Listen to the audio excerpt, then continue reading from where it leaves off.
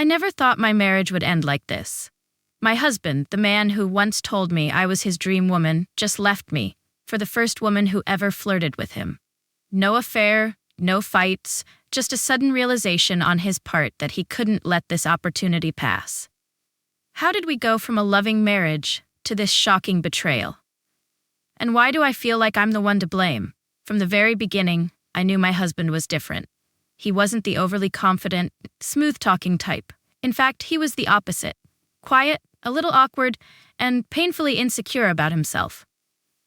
When we first met, I remember wondering how someone as kind and emotionally open as him could still be single. It didn't take long for me to find out why. He told me outright that he wasn't the kind of man women pursued. That in his entire life, he had only been in 2 relationships, both of which took years to build because he always had to put in so much effort. He believed he wasn't attractive, that women never paid attention to him, and that dating had always felt like an uphill battle. It wasn't self-pity, just a matter-of-fact statement, like he had already accepted it as truth. At first, I was hesitant about him, not because I didn't like him, but because I couldn't understand why he seemed so convinced that he wasn't worth wanting. I was even a little suspicious. Could there be something I wasn't seeing? Some dark secret he was hiding? So I kept my guard up. I made him wait before agreeing to a first date. I let him court me, made him work for my attention. It wasn't meant to be cruel. I just didn't want to seem too easy, and I wanted to be sure. But despite my hesitation, he never pushed. He was patient, always respectful, and never once made me feel uncomfortable. Eventually, his kindness and sincerity broke down my defenses, and before I knew it, I was falling for him. And when I did, I fell fast. Once we were together, it was like everything clicked into place. He treated me like I was the most important person in his world. He always told me how lucky he was to have found me, how he couldn't believe someone like me, someone he considered beautiful and out of his league, had chosen him. At first, it was flattering. I had never been put on such a pedestal before. But over time, I started to notice something. No matter how much I reassured him, no matter how many times I told him I loved him, that I was with him because I wanted to be, his insecurity never really went away. He still saw himself as the man who had to fight for every bit of affection, who had to work harder than anyone else to be noticed. And deep down, I think he always believed that if I had been given an easier option, someone more attractive, more confident, I wouldn't have picked him. But I loved him. I thought that love was enough. I thought I was enough. And then one day, I found out I wasn't. I remember the exact moment my world cracked open. It wasn't a fight, an argument, or even a slow unraveling. It was a single sentence, spoken so casually, like it was just another piece of information, something small, something insignificant. We were sitting in our living room, the soft hum of the TV in the background. I had just asked him if he wanted to make plans for the weekend. He hesitated.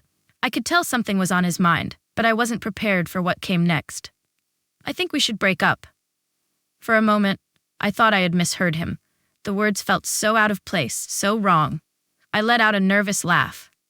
Very funny, I said, but he wasn't laughing. His expression was unreadable, but his hands were clenched tightly together, his knuckles turning white, my stomach twisted. Wait, what? He sighed, running a hand through his hair. I met someone. I felt the blood drain from my face. My heart started pounding, but still, I clung to reason. What do you mean you met someone? I asked, my voice sharp, each word like a needle piercing my throat. She. He hesitated, choosing his words carefully. She's interested in me, and I think I want to see where it goes. Silence. Thick, suffocating. I waited for the punchline, for him to say he was joking, that he was testing me, that he wanted a reaction, but he just sat there, staring at his hands like he couldn't even look me in the eye. When did this happen? I finally managed to ask. He exhaled slowly. A while ago, I was having lunch alone, and she walked by. We started talking. She was nice, friendly. He glanced at me briefly, then away. We exchanged numbers. The weight of those words pressed down on me. We exchanged numbers. I had trusted him. Never, not once, had I ever suspected him of looking elsewhere. He had always told me how lucky he felt to have me, how I was the best thing that had ever happened to him. And now this? Are you cheating on me? I asked, my voice barely above a whisper. No, he was quick to deny it. I only met up with her one other time, for lunch. That's it. But you want to, I said, my words hollow.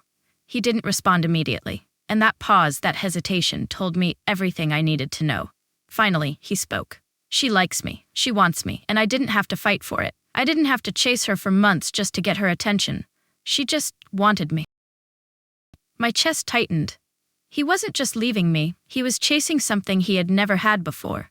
Validation. Proof that he was desirable, that someone wanted him without effort. And the worst part?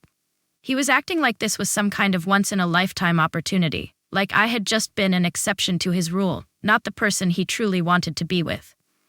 I sat there, frozen, as the man I loved told me he was choosing a stranger over me. The weight of his words pressed down on me like a heavy fog. I felt numb, my mind refusing to process what had just happened. My husband, the man who had spent years convincing me I was the love of his life, was leaving me for a woman he had barely known, a woman who hadn't even had to try. I took a deep breath, trying to steady my voice. So, that's it? You're just walking away? He looked pained, like he wanted to soften the blow, but there was a strange determination in his eyes. I don't want to hurt you, he said, his voice quiet.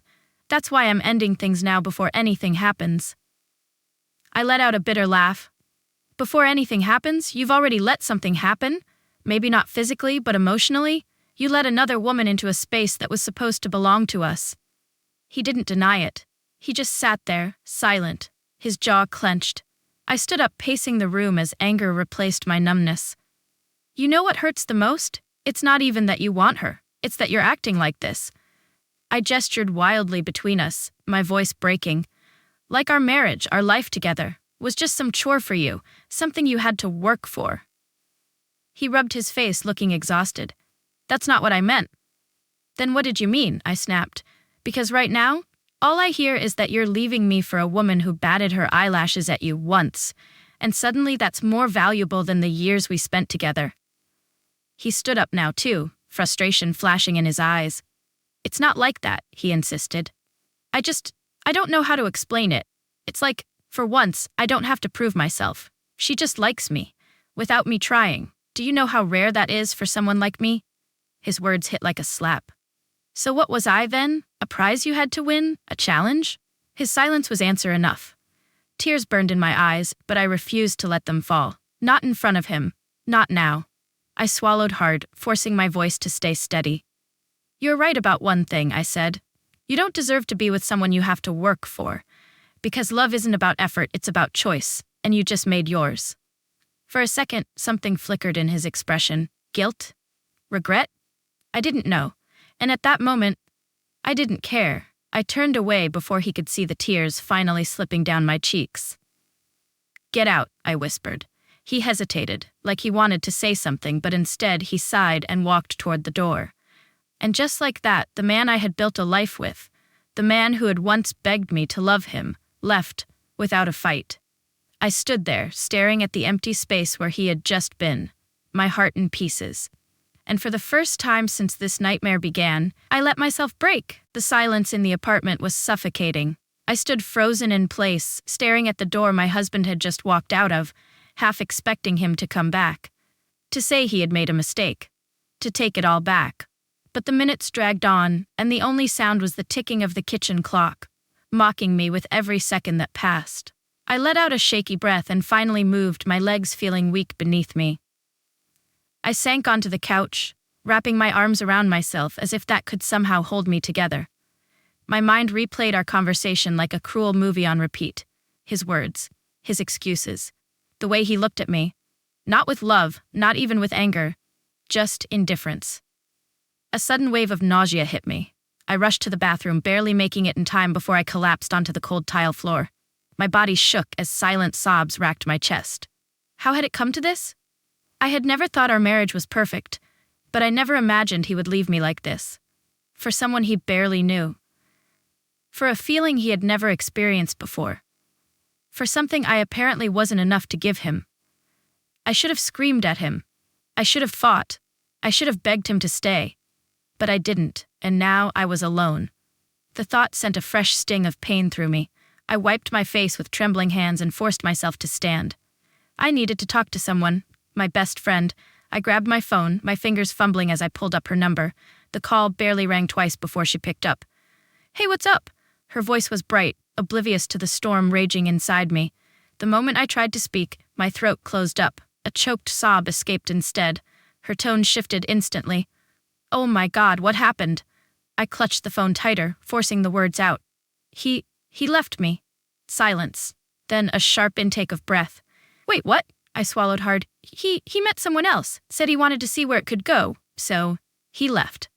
There was a pause, and then her voice turned deadly cold. "That absolute piece of where are you? I'm coming over." I shook my head even though she couldn't see me. "No, My voice wavered. "I don't think I can stay here, not right now." She hesitated, then said, "Then let's go somewhere, anywhere you want. You don't have to be alone." I closed my eyes, exhaling shakily. I didn't want to be here. I didn't want to be surrounded by the remnants of a life that no longer existed. A few hours ago I had a husband, a home, a future I thought was certain. Now I had no idea what came next. The dim lights of the hotel room cast long shadows across the walls. The silence was deafening, broken only by the occasional hum of passing cars outside. I sat on the edge of the bed, staring at my reflection in the mirror. My eyes were swollen, my face pale. A stranger stared back at me. My best friend had insisted I stay here for a few days instead of going back to the apartment. "You need time to process," she had said. "You don't need to be surrounded by his ghost." She wasn't wrong. But no matter where I went, his absence followed me like a shadow. I reached for my phone, hesitating before unlocking it. Part of me was afraid to see his name, to see a message that would either break me all over again or give me false hope. But when the screen lit up, there was nothing. No calls, no texts. He had left me, and he had meant it. The realization hit me like a punch to the gut. My grip on the phone tightened. How could he just move on like that? A surge of anger rushed through me. I stood up abruptly, pacing the room. He had spent years telling me how lucky he was to have me, how he never thought someone like me would love him. And now, at the first sign of interest from someone else, he threw everything away? I wanted to scream. I wanted to call him and demand answers. I wanted to make him feel even an ounce of the pain I was drowning in. Instead, I sank to the floor, pressing my forehead against my knees. Was it my fault? Had I not shown him enough love? Had I made him feel like he wasn't wanted? The doubts crept in like poison, wrapping around my thoughts until I could barely breathe. I clenched my fists. No. I was not going to do this to myself. He had made a choice, a selfish, impulsive, cruel choice, and I was left to pick up the pieces. A knock on the door snapped me out of my thoughts. My best friend's voice came through. "Hey, I got us something." I wiped my face quickly before opening the door. She held up 2 bags of takeout, offering a small smile. "Figured you probably haven't eaten." I managed a weak chuckle. "You'd be right." She walked in, setting the bags on the table before turning to me. "Listen, you're allowed to be angry. You're allowed to cry, but you are not allowed to blame yourself for his cowardice." I bit my lip, looking away. I keep thinking, what if I had done something differently?" She scoffed. "Then what? He'd still be a guy so desperate for validation that he'd leave his wife for a stranger who batted her eyelashes at him? No, he showed his true colors. And honestly, you deserve better." I swallowed hard, her words sinking in. Did I? For the first time since this nightmare began, I felt something other than pain. A tiny ember of something deeper. Maybe she was right. Maybe, just maybe, this was the beginning of something new.